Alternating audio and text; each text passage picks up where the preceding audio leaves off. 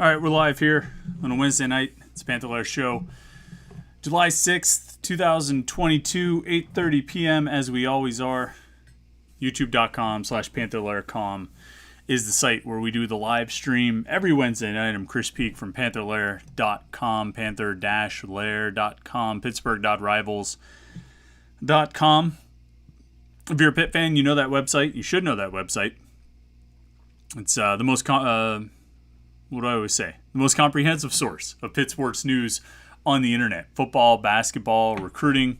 You can find it all at Panther-Lair.com. And of course, message boards where you can interact with hundreds and thousands of your closest Pitt fan friends. Panther-Lair.com, Pittsburgh.rivals.com. And we do a lot right here on the YouTube channel, youtube.com/Panther-Lair.com. Monday mornings, we kick it off with a weekend recap, bring you up to speed on everything you need to know from the weekend or the last week, just so you go into the week with a sort of a fresh knowledge base. You know where you're starting from. You know what's going on. You know what's, everything that's happening. So you start the week, you kind of know what the main topics are that need to be discussed, that you need to be on top of or familiar with. We do that every Friday. We have a video interview that we release. We've had some really good ones lately. Greg Elliott, the Pitt transfer guard from Marquette, was last week. Before that, we had Isaiah Neal, a defensive tackle commit in the 2023 class. We've had, Che Wabuko coming in, incoming freshman wide receiver for Pitt in the 2022 class. We talked to him. One of my favorites, we talked to the Diaz-Graham twins, Jorge and Guillermo. That was a great one from a few weeks ago. If you haven't gotten a chance to check that out, I highly recommend it. Those guys were great.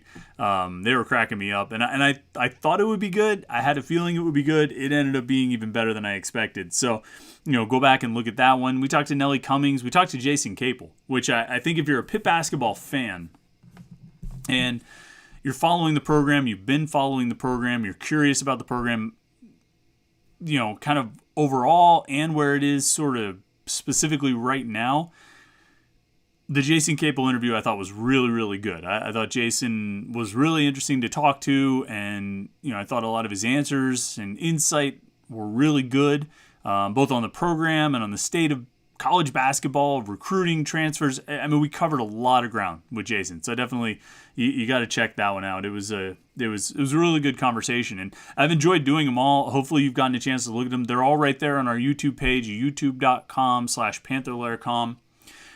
Make sure you subscribe to that page, because then you'll get a notification every time we post a new video. A new weekend recap comes out on Monday morning. It'll be there for you. We release a new video interview on Fridays. It'll be there for you. And when we go live here on Wednesday nights for the live Panther-Lair Show on Wednesday nights at 8:30, you'll get a notification. You'll know when we go live. So in case you forget, you're like, oh, can't believe it. It's Wednesday night already. Because right now it feels like it's Tuesday or Thursday. I can't really keep track of the days. This week, when you get the 3-day weekend from the 4th of July on Monday, and then just kind of the way the college football world is spinning at about double time or triple time right now. And I say the college football world, and that's kind of a funny Freudian slip, because it's really all of college athletics, right? And even beyond athletics, there are non-athletic implications to conference expansion and conference realignment. And yet all we really think about is football. And so it's funny that I say about, it feels like the college football world is spinning at triple time. When it's 65 schools, 65 colleges that we're really talking about here who are impacted by this and beyond. But really it's 65 in particular that are impacted by everything that's happened in the last week, everything that continues to happen, and everything that seems like it will happen. But we just talk about it through the prism of sports broadly, football more specifically, because ultimately that's where all these decisions are being made, and that's why all these decisions are being made, and that's the point of all these decisions is to improve football. And more to the point is to improve the cash flow.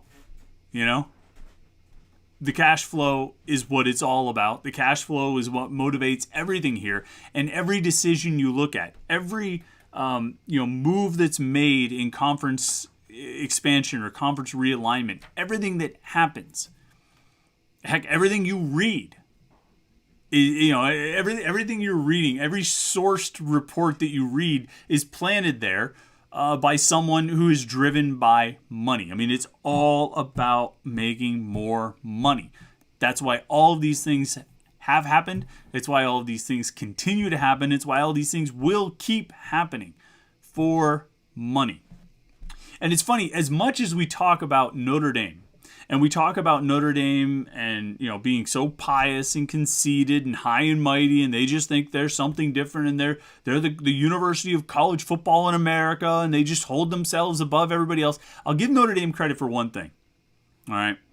Notre Dame is maybe the one school in the Power Five, among those 65 top schools, maybe the one school in the FBS that genuinely, I think, is not entirely motivated by money. They're motivated by money. I mean, like that's a big motivation. But if every other school, every other university is motivated 99% by money, Notre Dame might only be like 87%. We mock them for their condescension. We mock them for their piety. We mock them for thinking they're better than everyone else. But at least it's a different motivation than just straight cash, homie. Say what you will about the tenets of the Notre Dame Fighting Irish, but at least it's an ethos. At least it's driven by something more than just straight cash. It's not just money, and I respect that. I really do respect to some extent. I still it still bugs me. I mean, I've covered a lot of. I can remember from one of the first times I covered a game at Notre Dame. I've covered a lot of games at Notre Dame. Pitt Notre Dame games, obviously. 2008, when they won in 4 overtimes or 3 overtimes or whatever it was. Maybe 4. 2010 was the second time I went out there. 2012 was when they lost in triple overtime. The K1 Williams defensive pass interference. 2 number 2s on the field at the same time. I was out there for that. And then I think the next time, I don't think Pitt played out there again until 2018. I think they played Notre Dame at Heinz Field in 2013 and 2015. They didn't go out there in 2014. They didn't play Notre Dame in 16 or 17. They went out there in 2018. So I've been out there 8, 10, 12, 18. So I've been out there 4 times. And it's an incredible place. And I can remember, little memories here and there. I think it was the 2012 game. I sat down for the pregame radio show with Greg Giannotti. I did a segment there, and we go on the air, and we're live, and he says, Chris, we're often sarcastic about a lot of things, cynical about a lot of things, but it's hard to be cynical about a place like this. And I had that same thought, from the first time I walked in there in 2008. I remember tweeting at one point in 2012, I was like, Notre Dame fans are very condescending and really think they're holier than thou, but then you come to a game at this place and you kind of realize why they have that attitude. They're motivated by more than just money, and I respect that. Even if it's ego, even if it's conceit, even if it's, like I say, a holier than thou attitude, at least it's not entirely money. And that's why if Notre Dame ever actually does join a conference, it truly will, we talk about the spirit of college football or the soul of college football. That truly will be one of the final nails in the coffin of whatever existed of the soul of college football. Because all these things we talk about as being the essence of college football, when we talk about rivalries and geographic and regional rivalries and games and games being played, where the main motivating factor of how you assemble the conferences is geography. I mean, that doesn't make money, right? I mean, that fell to the wayside when these conferences started breaking up and these schools started changing conferences to make more money, because the geography and the regional rivalries didn't pay the way that putting a bunch of these teams together in the same league and making the leagues even bigger did pay. And so there was that point where, and wherever you want to say it was, whether it was, 2003 when Virginia Tech and Miami left the Big East to go to the ACC, whether it was when Nebraska left the, Big 12 to go to the Big 10, whether it was, when A&M and Mizzou left, Big 12 to go to the SEC, even when Texas was even considering. You remember the whole I feel like the whole thing that started it all, the most recent round, a decade ago, was Texas considering the Pac-12. And that story, I feel like, really chipped away at the facade or the veneer, however you want to look at it, of that essence of college football, that it was about more. It wasn't just about the money, that it was about cheering for your school, is the name on the front of the jersey, not the back, and all these things. And when those things happened, when these schools left the conferences they had been in for so long, that they were just Nebraska, Texas, Texas A&M, these schools are the definition of the Big 12. They're the essence of the Big 12. And when they left, or even considered leaving, in the case of Texas, potentially with the Pac-10 at that time, it really chipped away at that idea that that college football was different, that it wasn't just a money grab.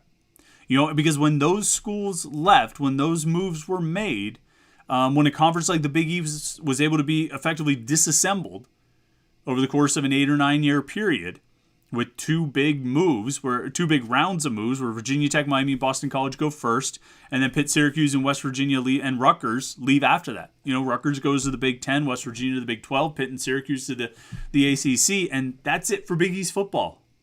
It's gone. It no longer exists. 20 years of history and tradition. And further than that, Pitt joined in 1991 or 1992 for football, for all sports, but it was just gone because of the money, as a money grab, and gradually, and now you have USC and UCLA leaving the Pac-12 to go to the Big 10. And you just chip away at this facade, this idea that there's something different about college football, that there's something different about college sports, that it's about more, that it's about that personal connection that fans and alums have to the school, that it's the passion and the pageantry and all those things that we're told, and we've been told for so long, make college football unique and different from the NFL. And guess what? It's not. It's not. It's a money grab, just like everything else. And that's why, and I mean, not to talk too much about Notre Dame, but Notre Dame holding on to its independence. Because, it's been well documented that NBC contract, it's not what Notre Dame could make in the SEC. It's not what Notre Dame could make in the Big 10. It's not what Notre Dame could make in the ACC. If they joined right now and got an equal piece of the pie with the rest of the conference, they would be making more money than they make off their NBC deal. It's not about the money. It's about being Notre Dame. It's about being this separate entity that exists outside of it all. It's about being their own thing. And like I say, setting aside the ego of it all, I respect that. It's a decision that's not motivated entirely by money. And I don't fault anyone for making decisions based on money. I've made plenty of decisions based on money myself. I'm sure we all have, where you have choices of two different things you could do, and one pays more and one pays less, and you pick the one that pays more. It's fine. It's normal. It's understood. It's understandable. But when that time comes, and that time will come, that Notre Dame joins a conference, there'll be nothing left. There'll be nothing left to hang your hat on of what makes college football different from the NFL. There won't be anything. By that point, the players will be paid. So you'll do away with the sham of amateurism, which was a joke anyway. And you'll have everything driven by money. And whether the fans ultimately develop a distaste for that, I don't know. We'll see. But all the curtains will be pulled back. And the truth will just be there. That this is all a money grab. And in a way, Notre Dame holding on to that independence is one of the last things we have that we can cling to and say college football is different. Because there's not much left. You know what I mean? We're here to talk about Pitt. Pitt did it. They abandoned ship. And they made the move they had to make. They had to make that move in 2011, I think it was, that they agreed to leave the Big East for the ACC. They had to make that move. To keep their athletic programs afloat and alive, it was a sinking ship. They had to go. All right. I don't fault anyone for making these moves. I don't fault USC and UCLA. I don't fault Nebraska. I don't fault A&M or Mizzou or Rutgers or Maryland or Pitt or Syracuse. I don't fault Texas. I don't fault Oklahoma. They all are making the moves they have to make. And whatever moves come after this, I understand. And it's unfortunate for those that get left behind, and it's, great for those who get to move forward. But it's still dominated by one factor. Yeah, except for Notre Dame. They just hold on as best they can. The big question now, and it's a question I can't answer. I'm not about to answer it. Don't expect me to follow up this question with, the solution, because I don't know what it is. I don't. I don't even know what I think it might be. But the big question now is what happens for Pitt? What's the best thing that could happen for Pitt? And the best thing that could happen for Pitt, honestly, is the Big Ten invites them. That's the best thing. That's the best possible scenario. Better than, the pipe dream scenario that the ACC convinces Notre Dame to join for football, and the conference becomes stronger as it becomes a 15-team conference, or maybe they add a couple of whatever. I think Pitt's best scenario is somehow they convince the Big Ten to invite them to the conference. I don't know how likely that is to happen. I have no idea. It seems unlikely to me, but I have no idea. That would be the best scenario. It's going to give you a ton of money. It's a good fit. As we move away from really caring what's a good fit for a conference and a school, that would be a great fit for Pitt. Playing against teams that a lot of them are in driving distance. Culturally, it's a better fit. I remember being struck by that on my last trip to Notre Dame, 2018, when Pitt played out there. And also to a certain extent in 17 and 19 when Pitt played at Penn State, that just as driving to those places, being around those places, driving through the tailgates and just being around the environments, it felt more natural for Pitt to be there, to be in South Bend, Indiana, to be in State College, Pennsylvania, than it felt when I would follow Pitt to see them in Chapel Hill, North Carolina, or Atlanta, Georgia, or take your pick of cities in the state of North Carolina. It felt more natural. It felt like a fit. It made sense to be there, in almost sort of a cultural kind of way. It just seemed like where Pitt should be. And so, and then the Big Ten, I think academically, as if that matters, but I think the Big Ten academically is a fit for Pitt. I think Pitt is a fit academically for the Big Ten. It's just, does the Big Ten want or need to add Pitt? That's a tougher sell. The ideal scenario, I think, is Pitt would get an opportunity to join the Big Ten. I just don't see it as being very likely. I don't see it as being very likely that Pitt will have an opportunity for either of the big two conferences. The best case realistic scenario is somehow the ACC holds it together. And if Texas and Oklahoma can't be kept in the Big 12, if USC and UCLA can't be kept in the Pac-12, how are you going to keep them down on the farm, right? How are you going to keep Clemson and Florida State and Miami down on the farm? It seems highly unlikely that the ACC is going to survive this with all current 14 teams intact. The question is, how well can they absorb that blow? How well can they survive losing teams, which seems to me to be inevitable. And maybe I'm just chicken littling it right now, where the sky is falling and all hell is breaking loose, and things maybe will settle down. But it was only a year ago. It was last summer that Texas and Oklahoma bolted for the SEC, and here we are. Not even a year later, and USC and UCLA are leaving the Pac-12. You really going to put your money on Clemson and Florida State and Miami sticking around? The grant of rights is interesting. It's going to cost a lot of money if those teams were to leave, if those schools were to leave. There's some people who believe that lawyers can get you out of any contract, and there's part of me that certainly believes that. There's another part of me that thinks that lawyers wrote these contracts. And so it's a lawyer versus lawyer thing. I think ultimately if Clemson, Florida State, and Miami wanted to make a big enough stink about it, they'd find a way to negotiate a settlement. I would think. And it would probably be a lot of money. I think I read that, when Maryland left, and this is pre-grant of rights, but I think there was an exit fee of like something like $52 million or something. And Maryland left, but in their last year, the ACC just withheld all of their media revenue, which was something like $31 million or something. And so the settlement they ultimately reached was that they would just call it even on that 31, see you later. So they didn't get the full 52, but they held on to the 31 as part of a settlement. Now that was like 2012 or 2013. 10 years later, when you're talking about Clemson and Florida State and Miami going to the SEC potentially, I think you could probably get them for a little bit more than 31. But again, grant of rights, lawyers are great at getting out of contracts, but lawyers also write those contracts. So who wins, lawyer versus lawyer in that situation? I mean, but even if you're able to hold on, even if you're able to keep Clemson and Florida State and Miami in the ACC,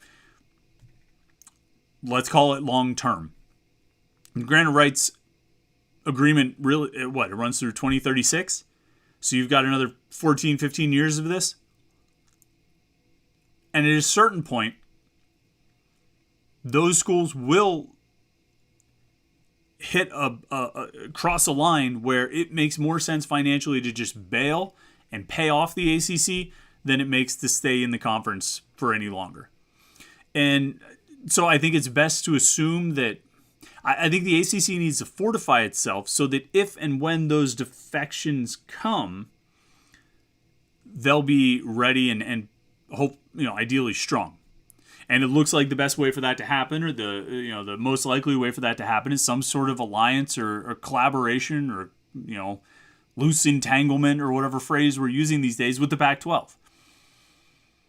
Am I excited about a bi-coastal conference?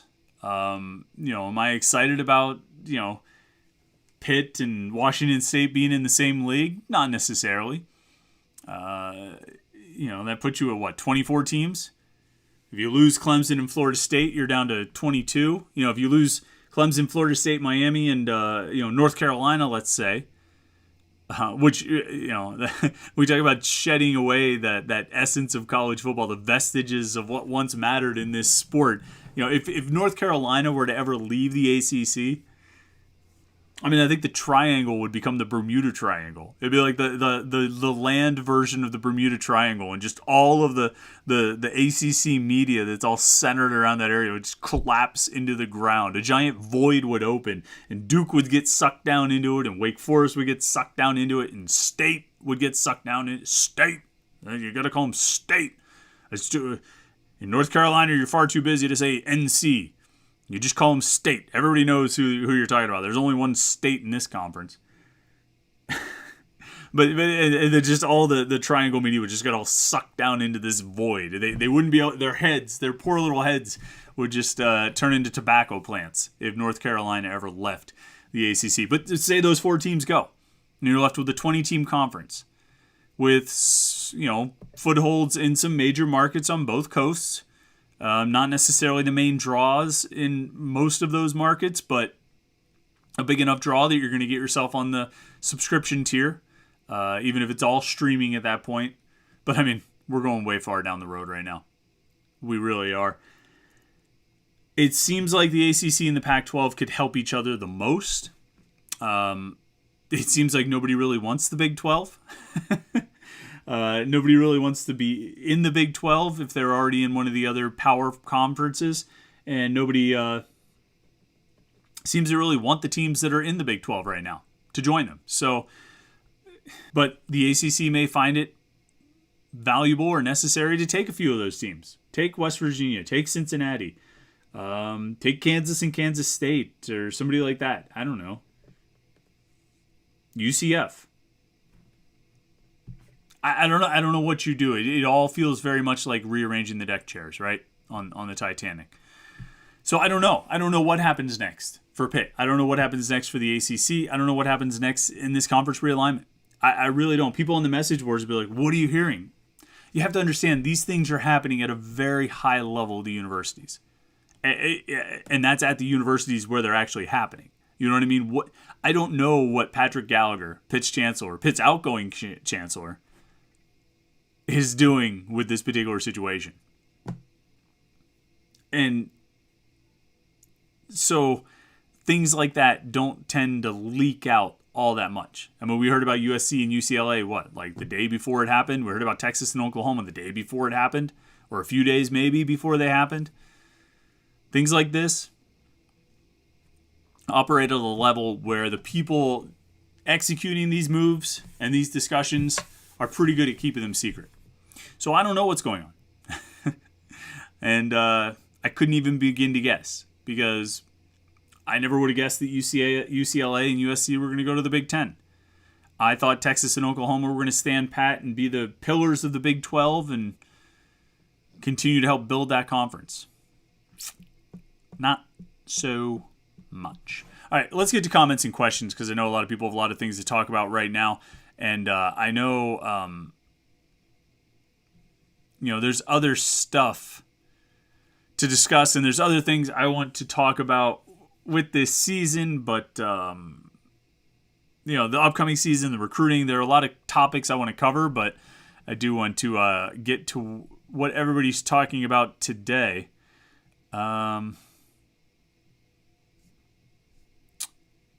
See here. Remember, if you want to get your comment and question in, you can be a super chatter. Click that little $sign down at the bottom. You contribute to the podcast. We appreciate that. We'll definitely read your comments and questions. Matt Durney is the super chatter. We appreciate him. Matt, I don't know if you had a comment or question. If you do, I'll get to it. I don't see anything as I'm scrolling through. He says, Pitt, Washington State would be a huge rival in hoops. Yeah. Revenge from Washington State. Is that who they beat in the CBI? Yes, I guess there is history. I guess there's history between Pitt and Washington State. Yeah. All right, let's get into some comments and questions. Anytime somebody can make a CBI reference, I'm all for it. Coaster King, when do you expect the secret official visit recruit to make himself known? I don't know. I don't know. That last official visit weekend, we had 9 confirmed visitors, but there were 10 there. There was a 10th kid there. We have some idea about who he is, but we haven't been able to confirm it, and he's gone to great lengths to keep it quiet. So it's hard for me, it's hard to speculate, because we really, there's nothing really known. So we kind of keep an eye on a couple of different things, talk to some different sources, try to keep up on some different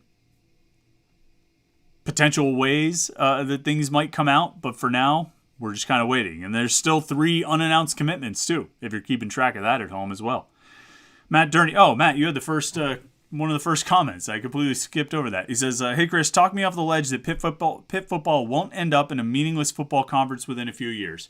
So,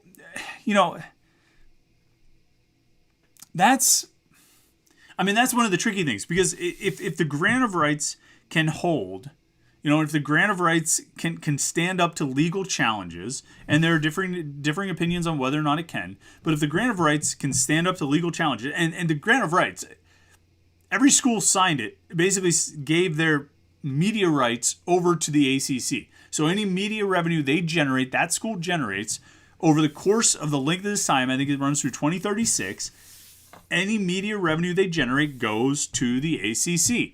Now, it's set up now that all that money goes to the ACC, and the ACC distributes it. But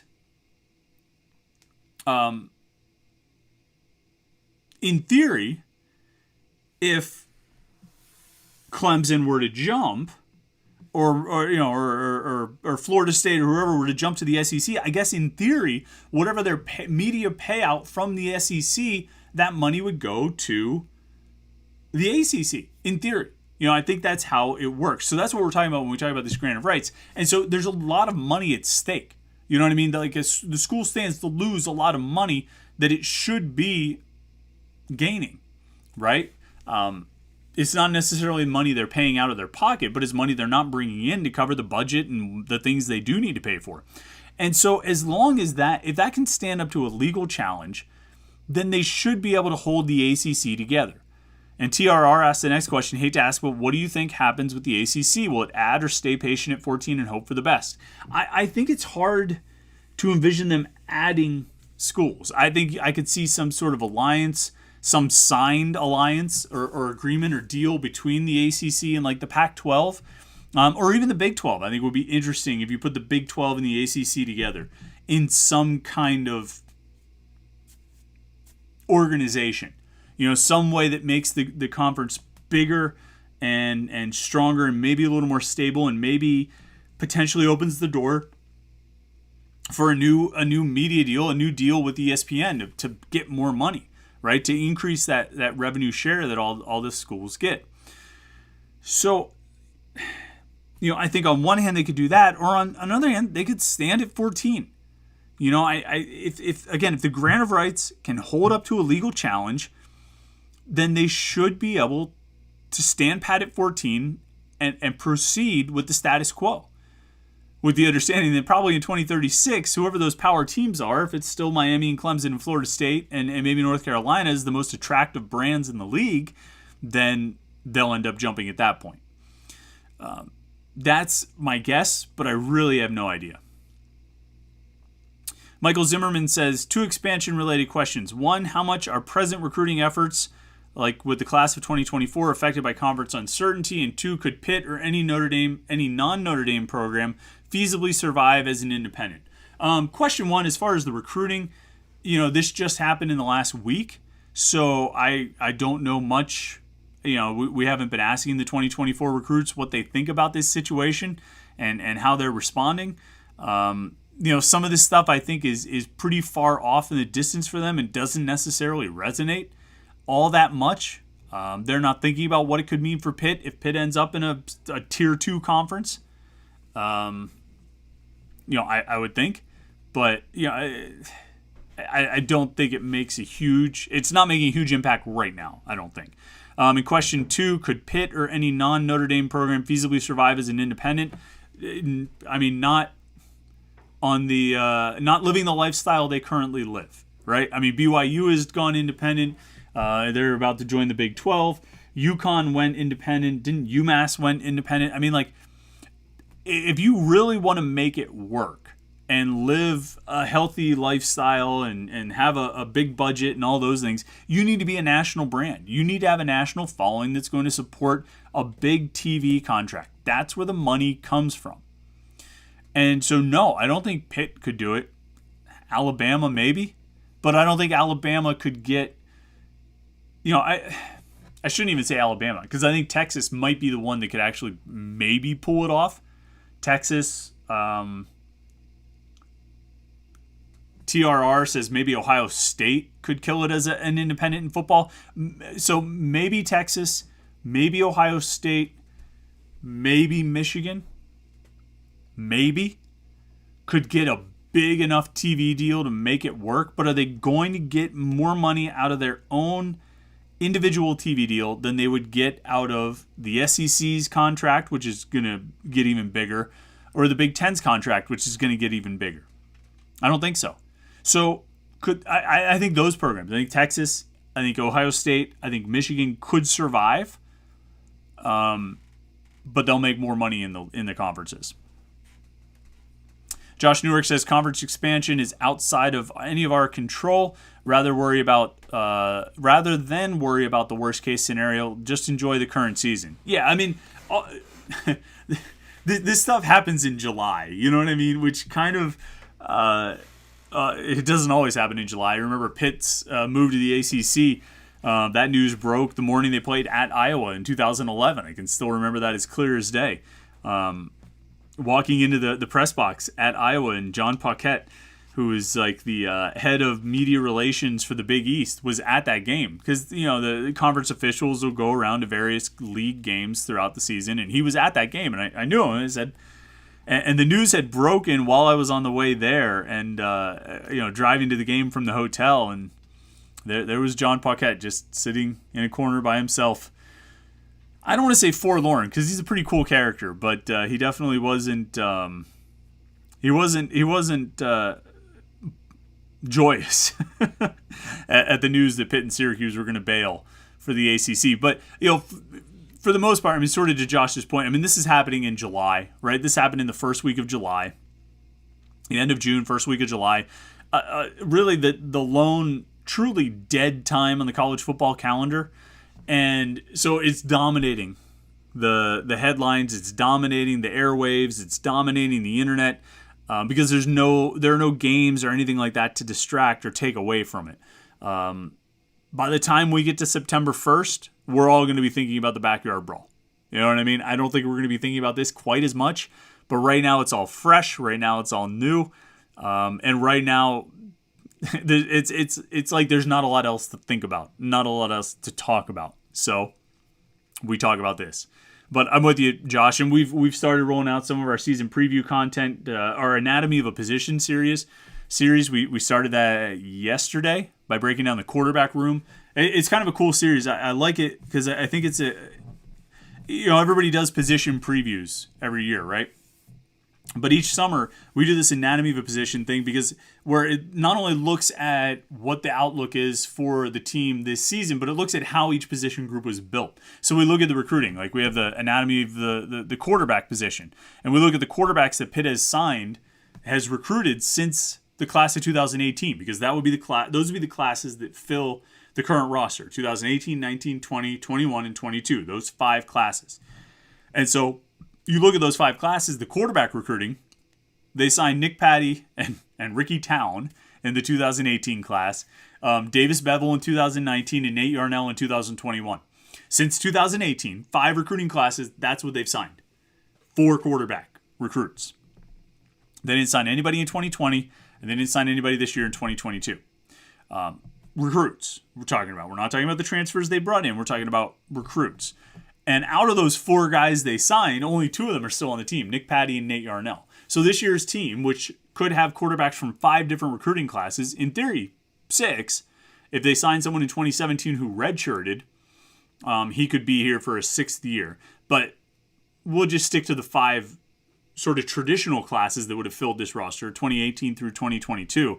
Pitt will have 2 quarterback recruits from those 5 classes on the roster this year, in Nick Patty and Nate Yarnell. It's kind of points to some of the holes in the quarterback recruiting, which they've obviously filled with transfers, specifically Keaton Slovis. He's the only transfer really that they filled in, with Derek Kyler joining the team as well, coming in from Dartmouth. And it hasn't been a hole. Like, that lack of recruiting hasn't created holes that have shown up over the past few years, because Kenny Pickett covered it. You know, Kenny Pickett was the quarterback for 5 years in a row, or 4 years in a row.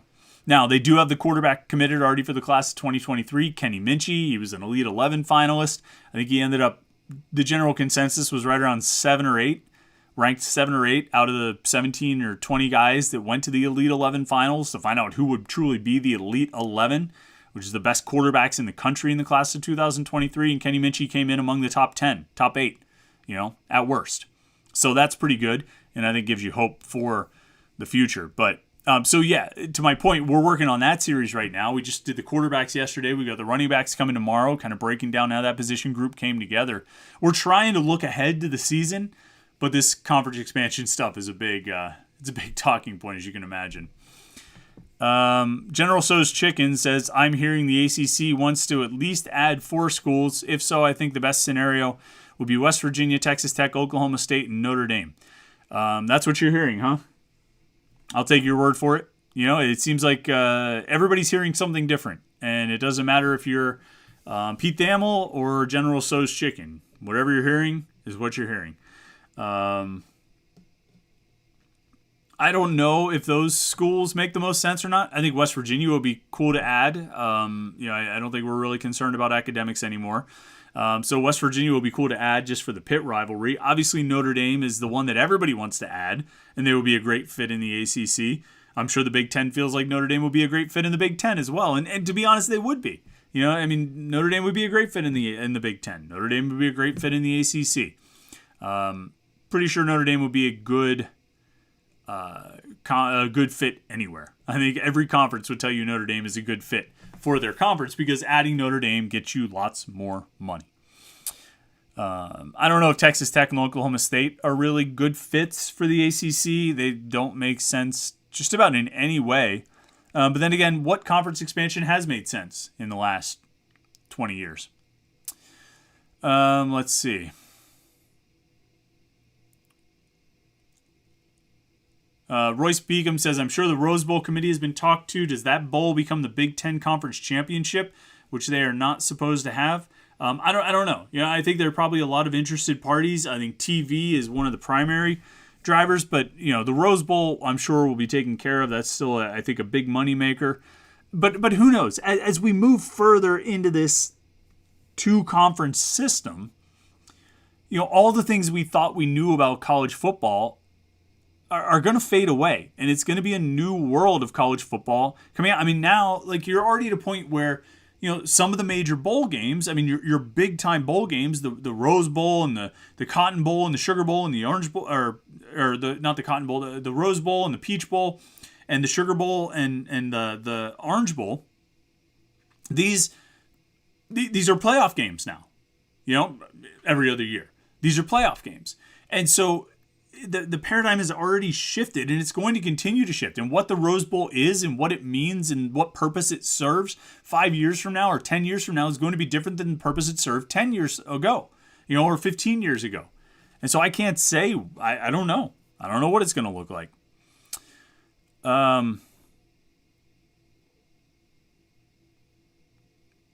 Nick M says the Big Ten is about to pay out way more than Little Miss Independent Notre Dame is making. I doubt Ohio State as an independent would make more than what the Big Ten is about to pay out either. Yeah, I mean that's what I said too, Nick. I agree.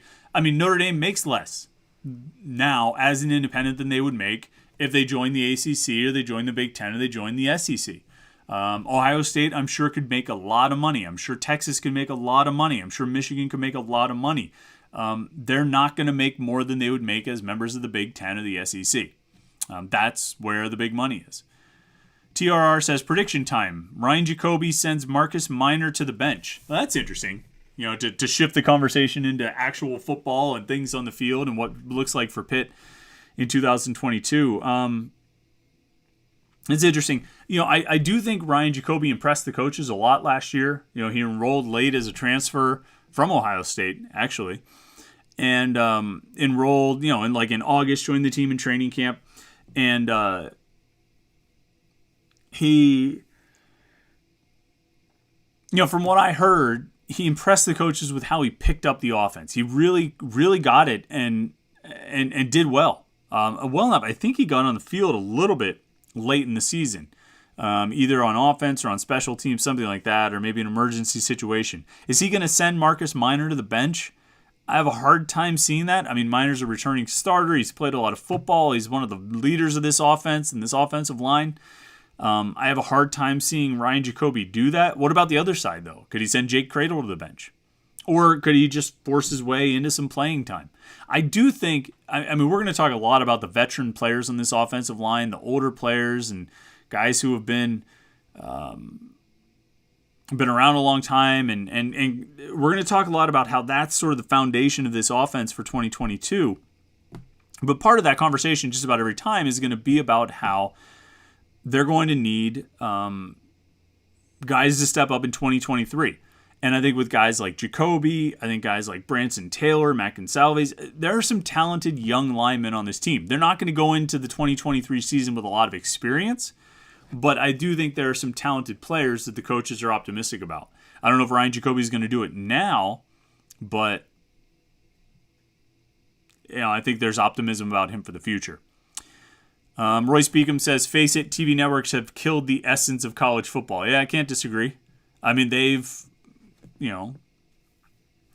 pumped a lot of money into college football and helped build the sport and made it even bigger than it ever was. But kind of along with that, it's some of that essence has gone away. Oh, good. Here we go. Smokey says maybe Pitt will finally build a stadium to ensure it slides into a super conference. Nick M says Pitt building a stadium right now would be like hearing your workplace is about to downsize and then running out and buying a Lamborghini. I don't get that logic. General So's Chicken says there's never a wrong time to build Pitt Stadium. Ed Mahoney says agree. Pitt needs to build a on-campus stadium.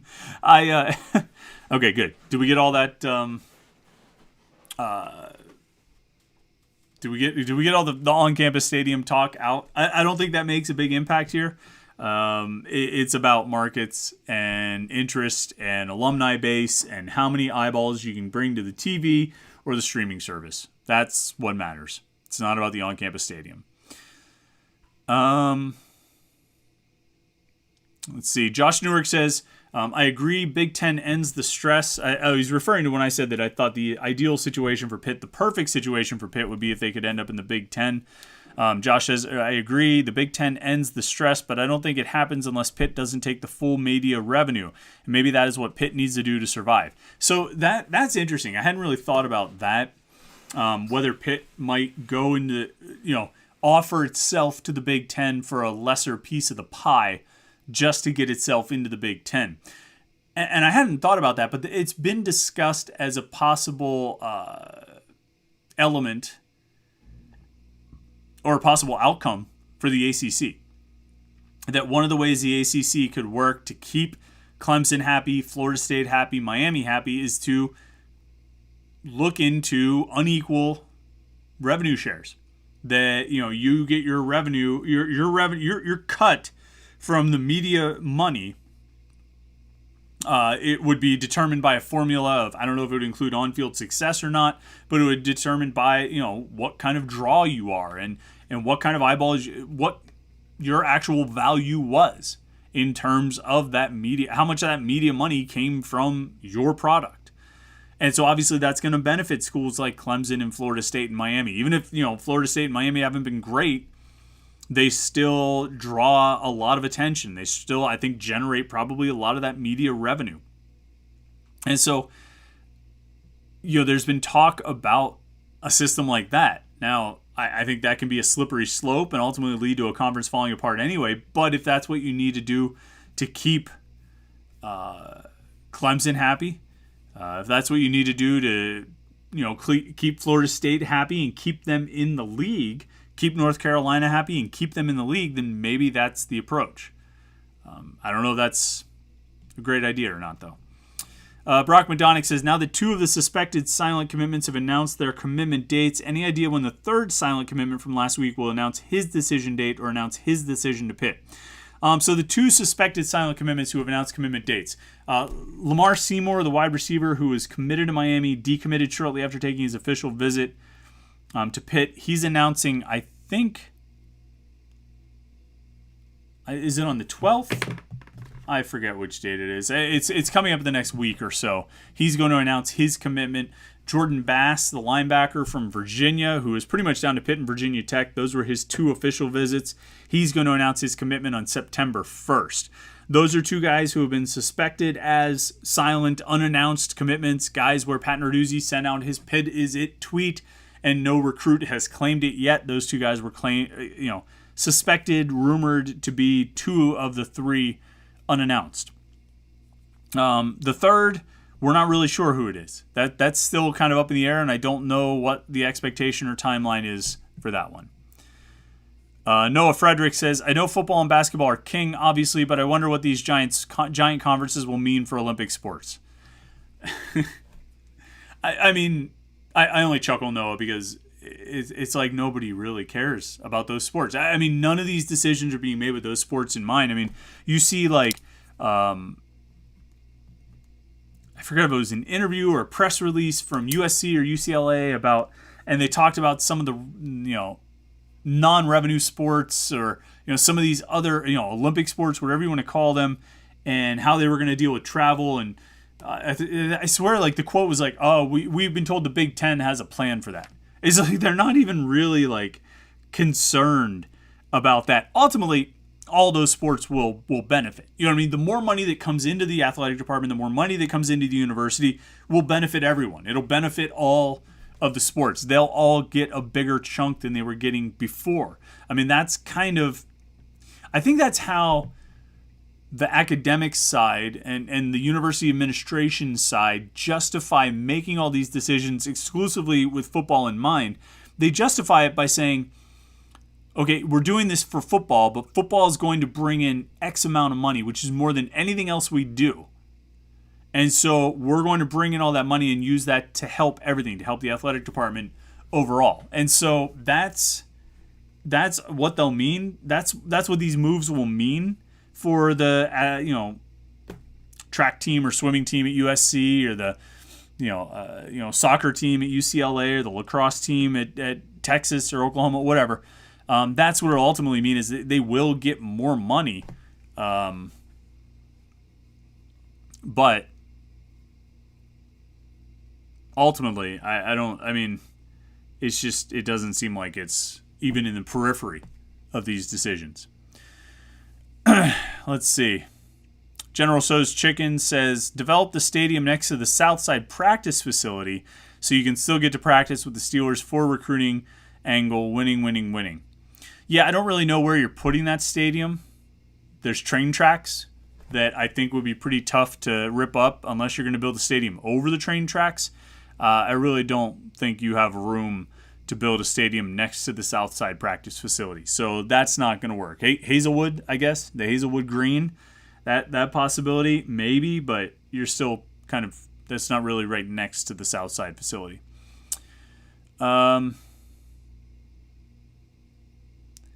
Smokey says, if the Big Ten agrees to allow Pitt in if it builds a stadium, then they should. That's all I'm saying. I can't see the Big Ten requiring that. I mean, Pitt's facilities are good enough. You know what I mean? Like, so they did need to upgrade some of the things like baseball, soccer, softball, those facilities. They needed to upgrade those things and some of their Olympic sports facilities to help make themselves more appealing to the ACC. Building an on-campus stadium would not be the same thing because they already have a very good football stadium.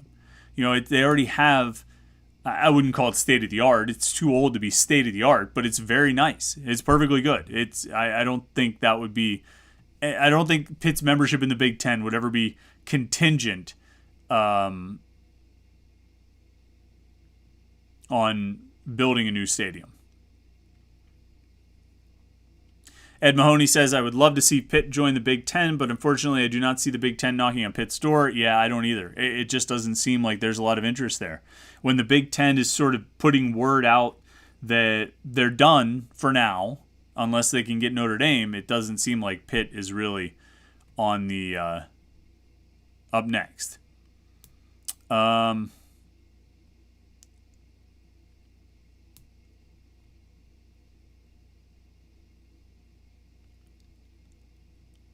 see.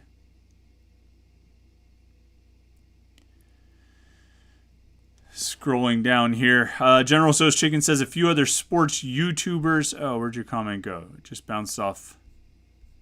A few other sports YouTubers reported Penn State told the Big Ten they do not want Pitt in. I mean, that was, I think, years ago. You know what I mean? Maybe like around the expansion that brought in Rutgers and Maryland to the Big Ten. And Pitt ended up in the ACC. I think there was talk then that Penn State sort of vetoed. I don't know about vetoed because I don't know if it got far enough for a veto to be in place, but Penn State pretty much, indicated that they didn't want Pitt to join the Big Ten. At this point, I mean, honestly, does Penn State have veto power in the Big Ten? I mean, do you really consider Penn State to be one of the powers of the Big Ten? To the point where if the Big Ten thought Pitt could add to the revenue for the conference, that Penn State would be able to shut that down. Remember, again, to our original point, we're stripping away all the things that made college sports unique and made it different. And Penn State's hatred of Pitt is one of them. If Pitt could make more money for the Big Ten and make more money for for Penn State, then Pitt would be in the Big Ten. If you can make more money for a conference, you will get invited to join that conference. That's it.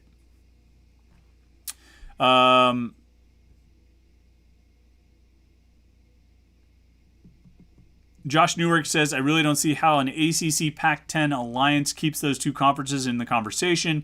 Just waters down the ACC, in my opinion, and it still doesn't keep Clemson, Miami, Florida State from jumping. Well, I think, the idea being if you can get enough of these teams together, enough of these mid to upper tier teams together, with enough of the markets that they have, you know what I mean? If you look at what markets we're talking about in the ACC and the remaining Pac-12 teams, of which you're right, there are only 10. You're talking about a lot of major markets across the country. And it should be enough that it's almost like a voting block, that it's almost like too big and too many of these teams for the other two conferences to ignore, that they have to keep them in the conversation. Plus, it should lead to some kind of renegotiation with ESPN to get a new deal that gets more money for everybody. I think that's the idea, that ideally it should work that way. I don't know if it actually would work that way, but I think that's what they're going for. Let's see.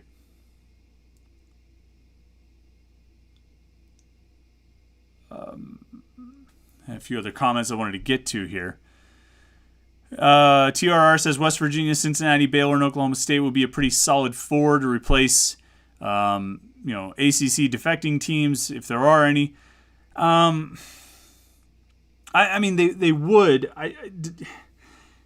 But if you lose Clemson, Florida State, Miami, and North Carolina, you add West Virginia, Cincinnati, and West Virginia, Cincinnati, Baylor, and Oklahoma State, have you done enough to get more money out of ESPN? Have you done enough to secure your spot? It would be an interesting conference. It would be fun to watch. You get Pitt, West Virginia again, but I don't know. I don't know if that does enough. I really don't. Let's see.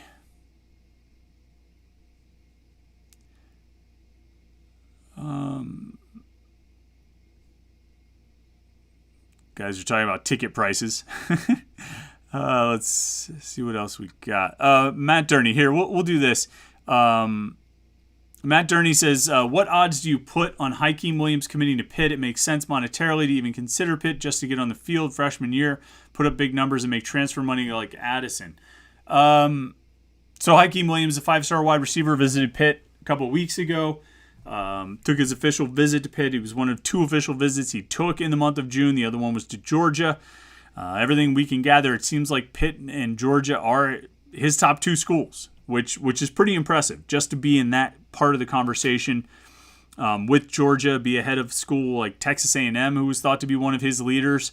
It's impressive work that's been done so far by Taekwon Underwood, by Charlie Partridge, by Pat Narduzzi.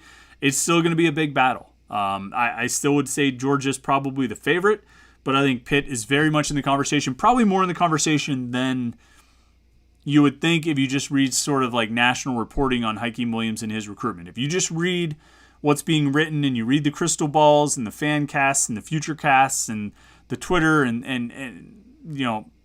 anywhere else where people are talking about recruiting, not many people are talking about Pitt in Hakeem Williams' recruitment, but they should, because I think they are one of the top schools for him. Like I say, I think one of the top 2. That doesn't necessarily mean I give them 50-50 chance, but they've got a real shot.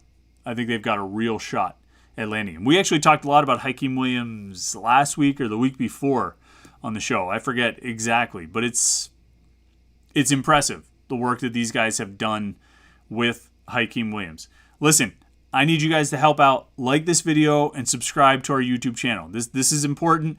They tell me this is important. They tell me it's important to get likes on the video. It gets more exposure on YouTube. It gets spread more on YouTube. It's important to get more subscribers on the YouTube channel at youtube.com/Panther-Lair.com. That helps spread the word. It helps get it out there more. And we want to grow the YouTube channel, because the more we grow the YouTube channel, the more sort of successful it is, the more we're going to be able to do with it. And I like what we've done with the YouTube channel this summer. I like what it's added to our coverage. I've really enjoyed doing the different things we've done, but it's got to be worth it. It's got to be, we need your help. So like this video, subscribe to the YouTube channel. There we go. I see everybody doing it. I really appreciate it. Josh Newark asked, what's the shirt? I'll show you. This is Aurochs Brewing. Free promotion for those guys. Gluten-free brewery out in Emsworth on 65. Great stuff. Their tasting room is open. You can go in there and get a few drafts. On I forget, Thursday nights, Friday nights, Saturday nights, 5 to 9, something like that. I don't want to give the wrong hours. Check their website. They have the hours on there. But Aurochs is good. It's gluten-free beer for those of us who cannot consume gluten, and it's It's good. They make some really good stuff. Their hazy IPA is, a friend of mine called it robust, and he's a big regular IPA drinker, and he called it robust, and I think that's a good word for it. Their blonde ale is really good. They have a strawberry blonde on draft right now that's pretty good. I like their Hefe really good. They have a lot of really good stuff, and so if you're into gluten-free beer, if you need to drink gluten-free and you're tired of the White Claws and the Trulies and you want a real beer, go to Aurochs. You can order it online and get it delivered. You go pick it up. You can go out to their bar. Give it a try. You won't be disappointed. I think if you have to drink gluten-free, I don't think you'll be disappointed. That's free advertising for our friends at Aurochs. I got to give them a shout out because it's like the only beer I drink these days. So you got to do what you got to do. But yeah, check them out. Thank you for mentioning it, Josh. I appreciate it. Thanks to everybody who's hitting the like button. I can see these things rolling up. I love seeing those numbers. Make sure you subscribe to the YouTube channel. That's important too. youtube.com/Panther-Lair.com.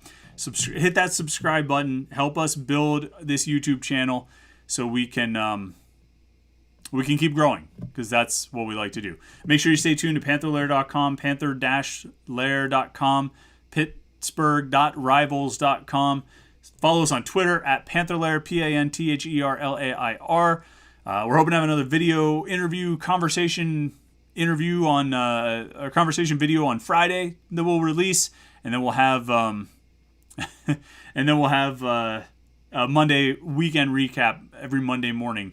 Again, right here, youtube.com/Panther-Lair.com. So stay tuned to the YouTube channel for all our latest Pitt video content. Stay tuned to Panther-Lair.com, the website itself, for everything else. The most comprehensive Pitt coverage that you're going to find. Thanks everybody who joined in on the live stream tonight. It's been a lot of fun chatting with you guys. I enjoy it as always. And I think that's about it.